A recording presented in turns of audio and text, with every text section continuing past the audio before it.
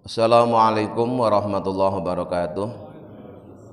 Bismillah, alhamdulillah, assalatu wassalamu ala rasulillah Sayyidina wa maulana Muhammad ibn Abdillah la nabiyya ba'dah wa ala alihi wa man tabi'ah minad dunya ilal qiyamah la haula wa la quwata illa billah amma ba'du. Hadirin ma'asyiral muslimin hafizakumullah. Pagi ini akan kami bacakan penjelasan tentang hati yang dicintai Allah. Wa'lamu, ketahuilah, ma'asyiral ikhwani, wahai para saudaraku seiman, ayyadakumullah, semoga Allah menguatkan iman kalian. Ketahuilah anna khairal qulubi, sesungguhnya hati yang baik, wa habbaha ilallah, dan yang paling dicintai oleh Allah, ma adalah hati karena yang keberadaannya itu latifan, lembut. Ketahuilah wahai saudaraku, hati yang terbaik, hati yang paling dicintai oleh Allah adalah hati yang lembut. Hati yang lembut itu mudah tersentuh oleh nasihat, gampang menerima sinyal dari Allah. Jadi kalau ada ilham, informasi langit, gampang menangkap karena sinyalnya kuat. Itu kalau hati yang lembut, sehingga responnya juga cepat, tidak pernah terlambat dalam memahami isarah-isarah dari langit. Nakian, dan bersih, minal batili, dari hal-hal yang batil. Batil itu kebalikan dari hak. Jadi kalau hak itu benar, maka batil itu tidak benar. Wasukuki, dan juga bersih dari keraguan-raguan. Ya. Ragu itu antara iya dan tidak itu 50%, 50%, 50-50 itu namanya ragu. Jadi dalam bahasa Arab itu ada syak, ada dhon, ada yuwaswisu, ya, atau waswas. Syak, ragu-ragu, itu antara iya dan tidak sama. Jadi sama-sama 50% itu syak. Kalau dhon, praduga, prasangka, itu iyanya lebih banyak daripada tidaknya. Jadi kalau misalkan iyanya itu 60%, kemudian tidaknya 40%, itu namanya dhon, ya, praduga. Baik praduga tak bersalah atau praduga salah, itu iyanya itu lebih tinggi daripada tidaknya. Nah kalau was-was itu gonta-ganti, ya, kadang iya kadang tidak, kadang iya kadang tidak, itu namanya was-was. Nah hati yang bersih dari keraguan-raguan adalah hati yang keimanannya kepada Allah itu didukung dengan ilmu, ya. Di iman bukan sekedar iman warisan, tapi memang iman yang dihasilkan oleh ilmu. Itulah yang menjadikan bersih dari keraguan-raguan. Jadi ada istilah ilmu yakin, ada ainul yakin, sampai hakul yakin. Nah, ilmu yakin adalah keyakinan yang didapatkan melalui informasi. Misalnya Bapak dapat info bahwa di dunia ini ada tempat yang namanya Mekah, yang di dalamnya ada Ka'bah. Sekedar dapat info Bapak udah percaya, itu ilmu yakin. Kemudian kenyataannya memang benar ada, ya, benar ada. Itu baru namanya ainul yakin. Kemudian yang ketiga, tidak sekedar kenyataannya ada, Bapak pernah tinggal di sana. Nah, itu baru namanya hakul yakin. Jadi untuk menghilangkan keraguan-raguan ini pertama perlu ilmu. Nah, jadi iman kita harus didukung dengan ilmu supaya tidak gampang goyah, tidak gampang roboh. Wa ma'aniyas syarri, dan makna-makna keburukan kuliah semuanya. Jadi hatinya itu bisa membedakan antara buruk dan tidak buruk, sehingga kita sering mendengar nasihat, bertanyalah pada hati nuranimu. Nah, Karena hati itu tidak bisa dibohongi, Pak. Ya. Hati itu tidak bisa dibohongi. Orang lain bisa kita bohongi, tapi hati kita itu tidak bisa kita bohongi. Nah, maka kita kadang disuruh minta nasihat pada hati kita. Ya. Makanya di hadis dijelaskan, dosa itu apa? Dosa itu perbuatan yang membuat hatimu tidak nyaman. Ya. Walaupun orang tidak tahu. Ya. Walaupun orang tidak tahu, tapi kok dengan perbuatan ini hatiku menjadi tidak nyaman. Wah, itu sudah tanda-tanda dosa. Wa'iyan dan siap menerima lil haqi pada kebenaran. Itu hati yang dicintai oleh Allah. Bersih dari keraguan-raguan, bersih dari hal yang tidak benar. Juga siap menerima kebenaran dari manapun asalnya. Jadi tidak memandang dari mana asalnya, yang penting benar ya diterima. Tidak harus dia baru mau menerima kebenaran kalau dari orang yang status sosialnya lebih tinggi daripada dia, harus dari orang yang lebih kaya, harus dari orang yang lebih tua. Tidak seperti itu. Dari manapun asalnya, jika memang kebenaran ya harus diterima, walaupun datangnya dari seorang budak, orang yang miskin. Wal huda dan bimbingan. Wa ma'anil khairi dan makna-makna kebaikan, wassawabi dan kebenaran. Itu hati yang dicintai oleh Allah itu gitu. Siap menerima kebenaran, siap menerima petunjuk, paham terhadap kebaikan dan kebenaran. Jadi hatinya itu hati nurani, hati yang bercahaya, hati yang bisa dijadikan tempat untuk bercermin, hati yang bisa dijadikan tempat untuk bertanya. Nah, yang begini ini udah mulai langka, ya. Karena hati kita ini sering kita paksa untuk berbohong, ya. Jadi ketika diajak berbuat keburukan itu pada mulanya tidak nyaman, pada mulanya. Ya, orang yang tidak pernah bohong itu, Pak, kalau dipaksa bohong sekali itu tidak bisa tidur, mangan nggak enak, tidur nggak nyenyak gara-gara bohong. Dia selalu merasa bersalah. Itu kalau cuma sekali dua kali, tapi kalau berulang kali lama-lama ya tenang-tenang aja, ya, lama-lama tenang aja. Nah, ketika sudah tenang nyaman berbuat keburukan itu pertanda hatinya sudah mati, walaupun orangnya masih hidup. Ya. Orangnya masih hidup, tapi hatinya sudah mati. Kenapa? Tanda-tandanya ketika dia berbuat keburukan tetap bisa merasa nyaman, merasa tenang. Padahal aslinya, ya, ketika hati itu masih hidup, bersih, lembut, itu tidak nyaman ketika orang itu berbuat keburukan. Wa fil hadisi, dan dalam hadis disebutkan al-qulubu arba'atun. Jenis hati itu ada 4 macam. Pertama adalah qalbun ajradu, yaitu hati yang mengkilap, hati yang bercahaya. Fihi sirajun, yang di dalamnya itu ada sinar, ada cahaya. Yudhiru, yang terang, sehingga bisa menjadi pelita, bisa menjadi petunjuk mana yang benar, mana yang salah, karena hatinya bercahaya. Hati nurani itu hati yang bercahaya. Itu satu. Fadzalika, maka yang diman itu adalah qalbul mukmini, hatinya orang yang beriman. Jadi hatinya orang beriman itu bisa dijadikan petunjuk, bisa dijadikan tempat untuk bertanya karena hatinya bercahaya. Bercahaya, benar-benar bisa membedakan yang benar dan yang salah. Walaupun kebenaran dan kesalahan itu dicampur, dibolak-balik, dia tetap bisa membedakan karena sinyalnya kuat, ya, sinyalnya kuat.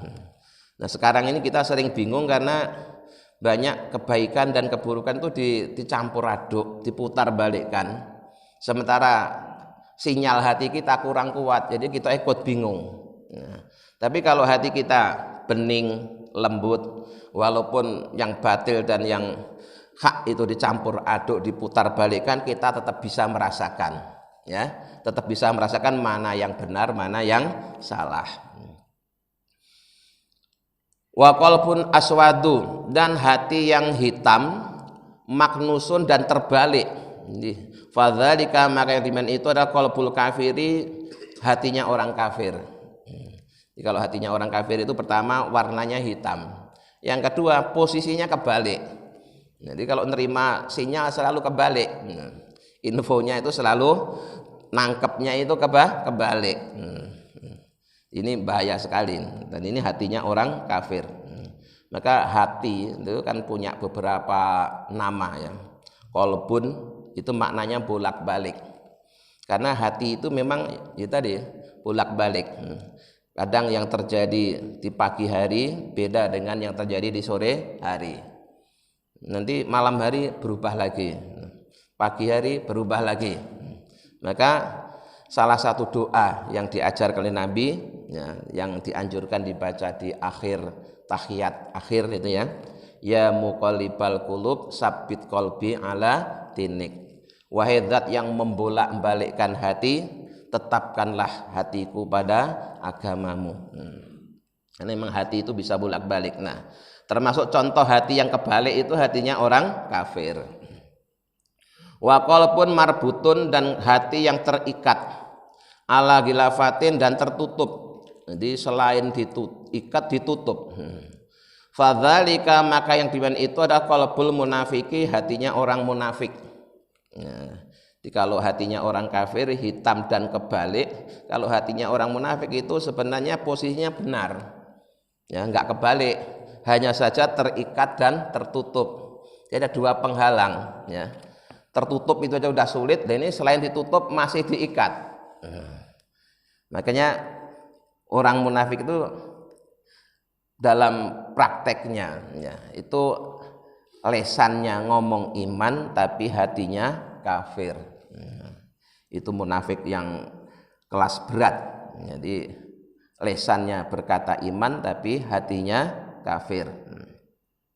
Nanti juga munafik itu bertingkat-tingkat. Wa qalbun musafahun, dan hati yang digencet. Fihi imanun wa nifakun, yang keempat ya. Itu ada jenis hati yang di situ tuh dipengaruhi oleh dua hal yang berbeda. Ada iman, ada kemunafikan. Famislul imani, maka perumpamaan iman fihi di dalam hati itu mislul lati, seperti halnya sayuran yang mudduha, yang dia akan bisa tumbuh yang akan menumbuh suburkan apa al-ma'u, air, al-adbu yang tawar. Perumpamaan iman yang ada di dalam hati itu digambarkan seperti sayuran, misalkan kayak tanaman kangkung. Kangkung itu akan tumbuh subur kalau dia berada di tempat yang berair tawar. Air tawar. Dan nanti maksud dari air tawar itu adalah amal soleh, Pak. Ya.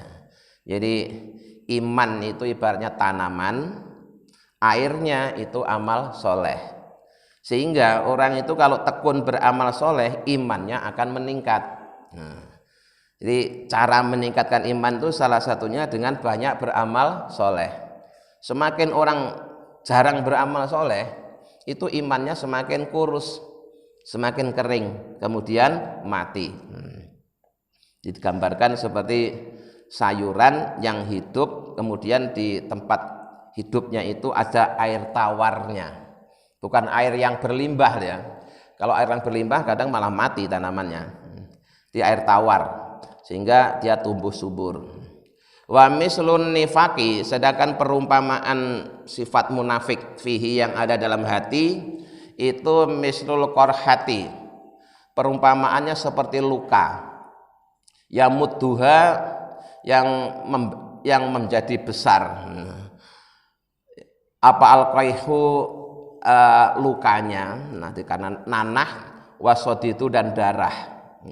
Jadi luka itu akan semakin besar ketika luka itu kemudian mengeluarkan darah dan nanah.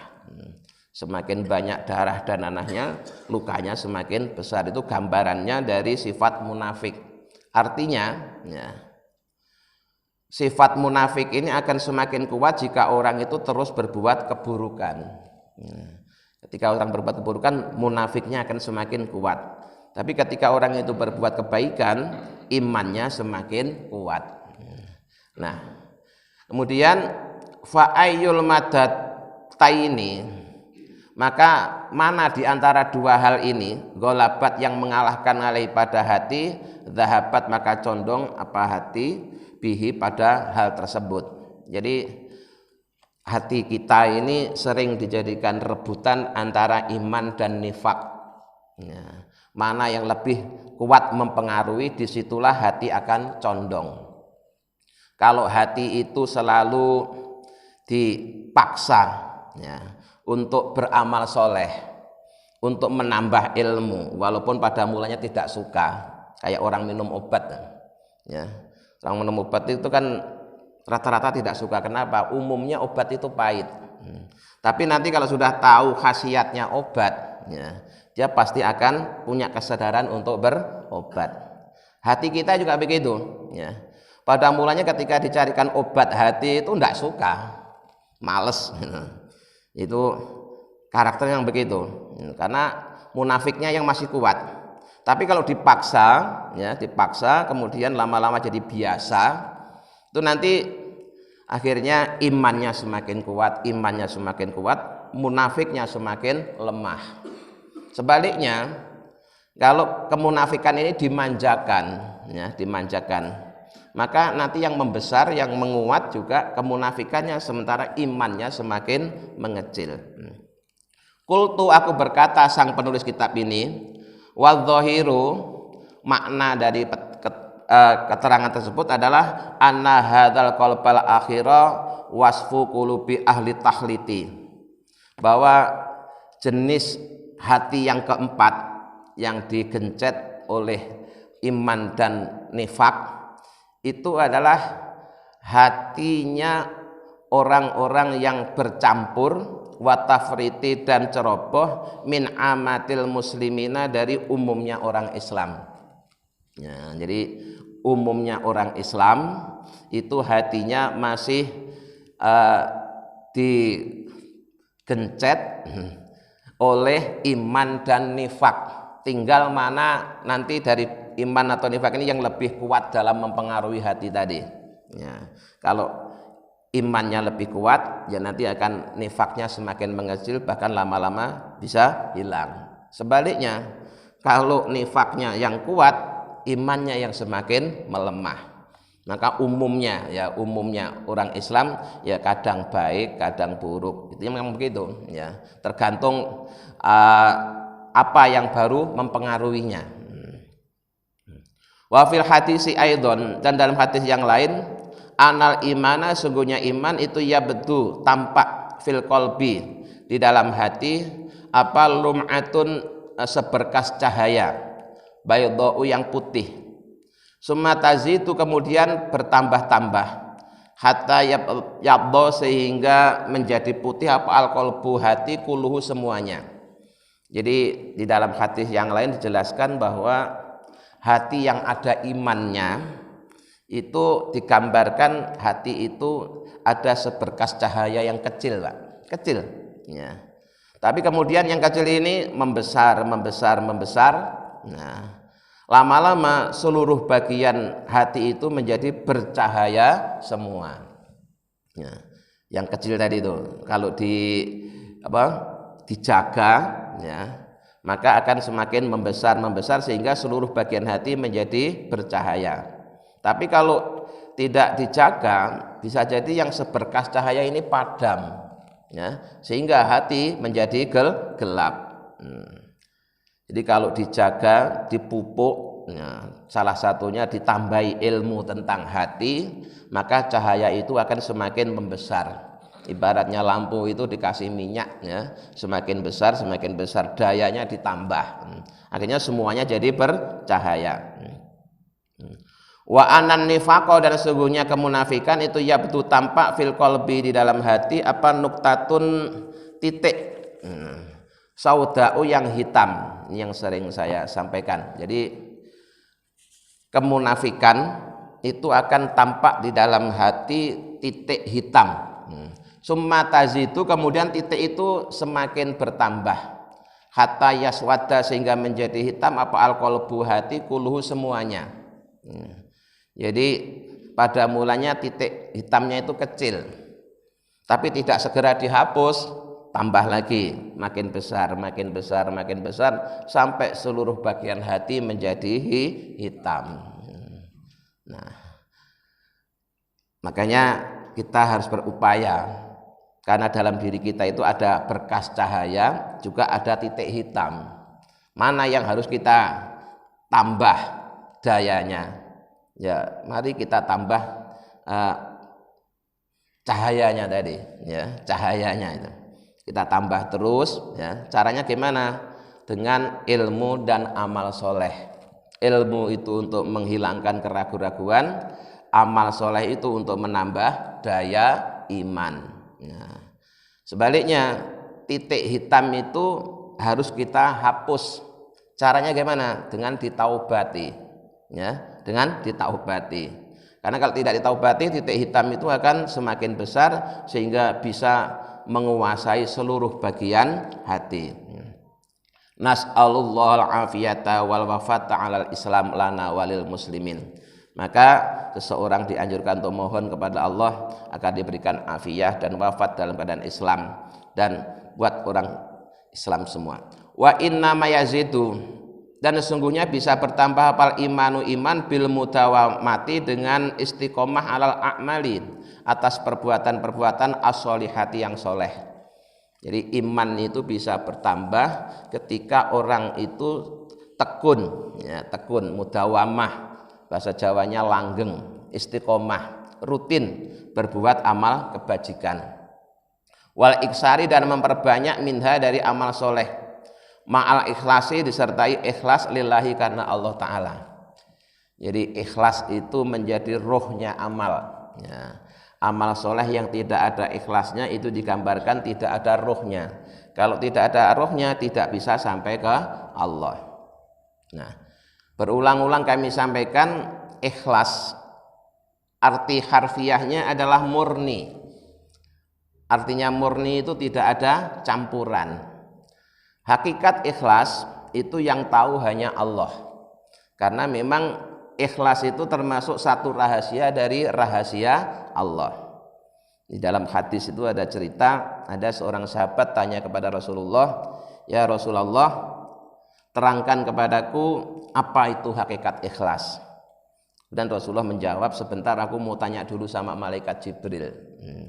Nah, ketika Rasulullah ketemu malaikat Jibril, bertanya, "Wahai Jibril, apa itu hakikat ikhlas?" Jibril menjawab sama jawabannya, "Sebentar ya Rasul, aku mau nanya dulu sama Allah." Akhirnya malaikat Jibril yang nanya sama Allah tentang apa itu hakikat ikhlas. Kemudian Allah ngasih tahu bahwa ikhlas itulah satu rahasia dari beberapa rahasiaku, kata Allah, yang aku letakkan ke dalam hati manusia. Jadi siapa yang ikhlas sesungguhnya, yang tahu hanya Allah, karena itu memang rahasia. Walaupun orangnya itu bilang saya ikhlas kok, itu tetap aja tidak ikhlas, bener apa tidak, itu yang tahu ya Allah. Kemudian ulama membuat tingkatan ikhlas itu menjadi 3 tingkatan.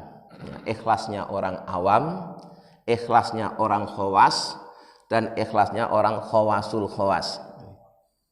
Ikhlasnya orang awam ialah seseorang yang ketika beramal soleh itu ya niatnya lillahi ta'ala, tapi bersamaan itu dia masih ngelirik imbalan yang akan diberikan oleh Allah, ya, baik imbalan di dunia maupun imbalan di akhirat. Misalnya ada orang tekun sholat duha, niatnya ketika sholat duha itu ya lillahi ta'ala, tapi dalam hatinya itu sambil ngelirik, kalau kita sholat duha nanti rezeki kita akan lancar, urusan kita akan mudah. Itu berarti ngelirik imbalan di dunia. Tuh nanti di akhirat dapat pahala masuk surga. Nah, itu ikhlasnya orang awam, ya. Bilangnya ikhlas lillahi ta'ala, tapi sambil ngelirik imbalan, dan imbalannya di dunia dan akhirat. Kalau ikhlasul khawas itu dia sudah nggak ngelirik di dunia, Pak, tapi masih ngelirik di akhirat. Ya, dia tidak ngelirik imbalan di dunia, tapi masih melirik imbalan di akhirat. Nah, yang khawasul khawas ikhlasnya para rasul, para nabi, para walinya Allah. Ketika dia beramal soleh itu udah nggak ngelihat imbalan, ya. Yang dia lihat hanya Allah saja, ya. Ilahi anta maksudi waridoka matlubi, Tuhanku engkau yang aku tuju dan ridhomu yang aku cari. Wa aman nifaku, adapun nifak sifat munafik, faziyadatuhu bil a'mali sayyiati, penyebab bertambahnya sifat kemunafikan adalah sebab amal-amal buruk, ya. Amal buruk itu apa diantaranya? Min tarkil wajibati, ketika orang itu meninggalkan kewajiban, ya. Di sifat munafik itu akan bertambah ketika orang itu berbuat keburukan. Salah satu contoh berbuat keburukan adalah meninggalkan kewajiban. Jadi meninggalkan kewajiban itu pada mulanya tidak nyaman, ya, tidak nyaman. Jangankan sampai meninggalkan sepenuhnya, ya, hanya terlambat aja pada mulanya tidak nyaman. Misalnya biasanya itu bisa sholat awal waktu, terus ini sampai agak terlambat itu sudah tidak nyaman. Tapi karena sering begitu akhirnya menjadi nyaman juga. Terus mundur lagi akhirnya meninggalkan. Ketika meninggalkan sekali dia masih tidak nyaman. Tapi setelah berulang kali meninggalkan, lama-lama ya tenang-tenang saja. Berarti munafiknya semakin kuat. Terus apa tadi, cahayanya semakin redup, bahkan bisa mati. Wartikabil muharramati, dan melakukan perbuatan yang haram. Di perbuatan haram itu juga bisa mematikan cahaya, bisa memperkuat kemunafikan kalau tidak segera ditaubati. Kama qalan Nabi alaihi salatu wasallam, yang demikian ini sebagaimana dijelaskan oleh baginda Rasulullah sallallahu alaihi wasallam dalam sabdanya, man adznaba, barang siapa yang berbuat dosa, dzamban satu dosa, nakata maka akan tampak fi qalbihi, di dalam hatinya apa, nuktatun satu titik, sauda'u yang hitam. Setiap orang melakukan satu dosa maka akan ada satu titik hitam di dalam hatinya. Fa in taba, jika dia segera bertaubat, sokula, maka akan kembali bercahaya apa, qalbuhu, hatinya. Jadi ada titik hitam terus segera bertaubat, akhirnya kembali bersih lagi. Ibaratnya kaca, ya, kena debu. Karena debunya tidak segera dihilangkan, lama-lama membuat kaca itu jadi berkerak. Sehingga kalau sudah berkerak itu sulit dibersihkan. Kalau toh digosok-gosok tetap aja ada bekas-bekas keraknya. Dipakai bercermin juga sudah tidak nyaman karena banyak luka. Ya. Beda kalau ini baru debu nempel, segera dilap. Nempel dilap, yaitu insya Allah kacanya akan selalu bersih.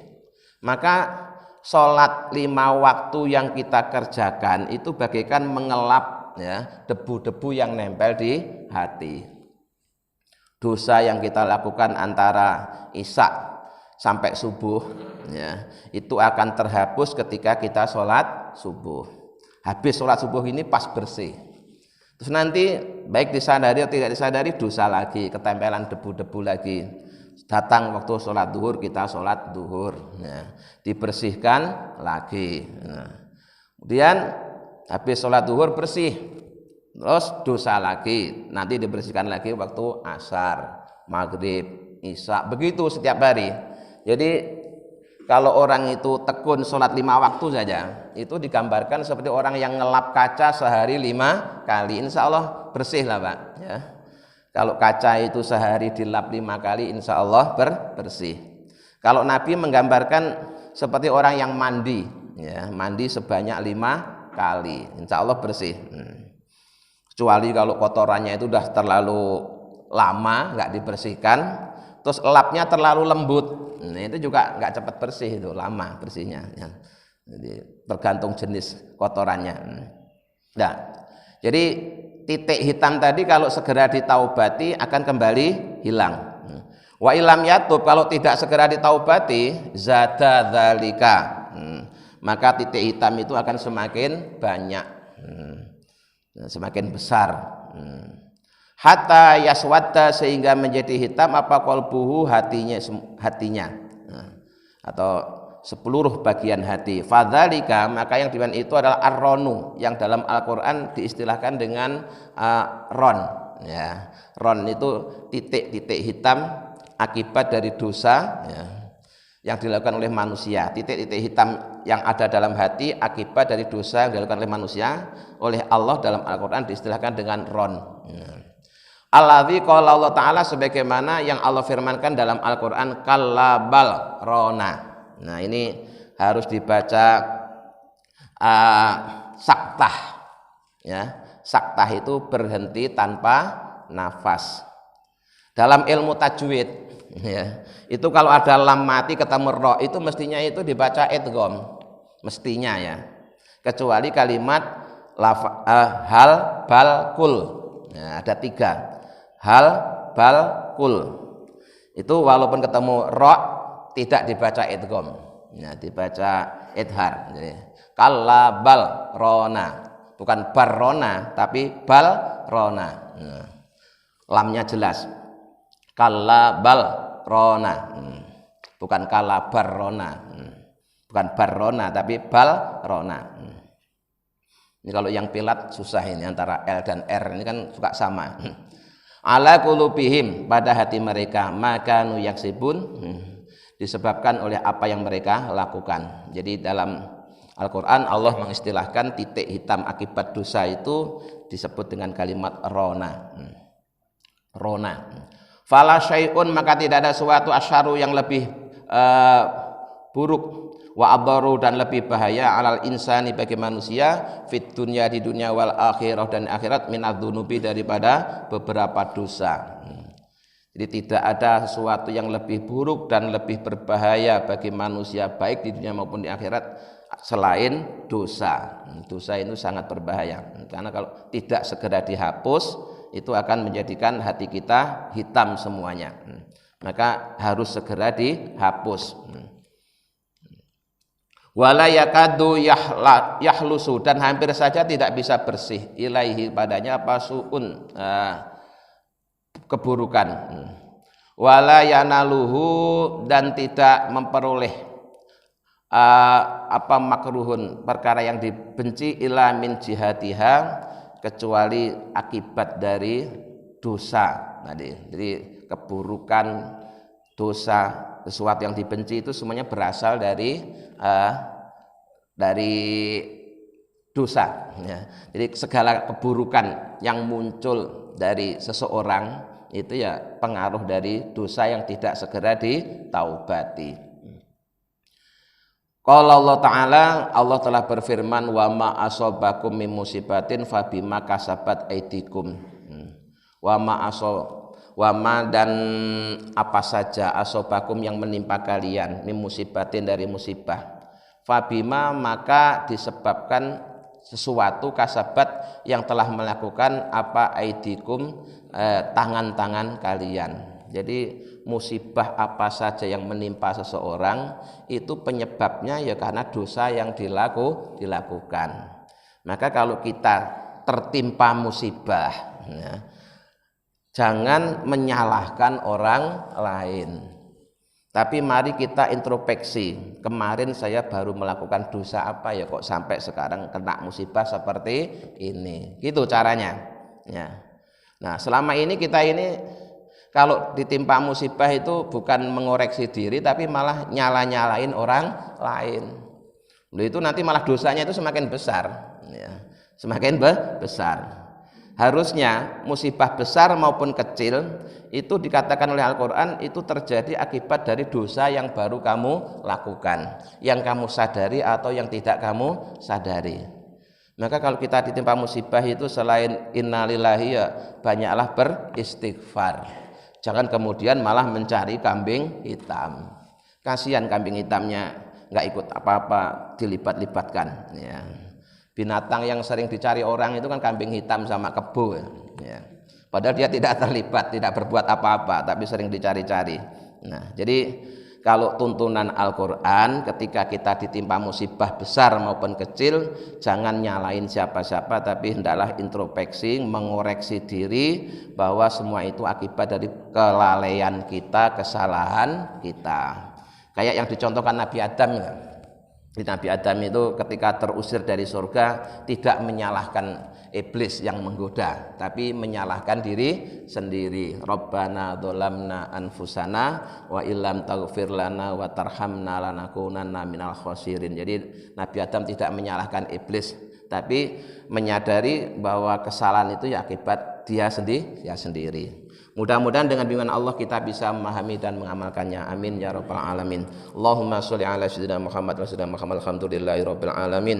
Allahumma inna nas'aluka imanan da'ima yaqinan shadiqa wa qalban khashiyan lisanan dzakira wa rizqan halalan wa ilman nafi'an sholihah. Rabbana atina fid dunya hasanah wa fil akhirati hasanah wa qina adzabannar. Subhana rabbika rabbil izzati amma yasifun wa salamun alal mursalin walhamdulillahi rabbil alamin. Assalamualaikum warahmatullahi wabarakatuh.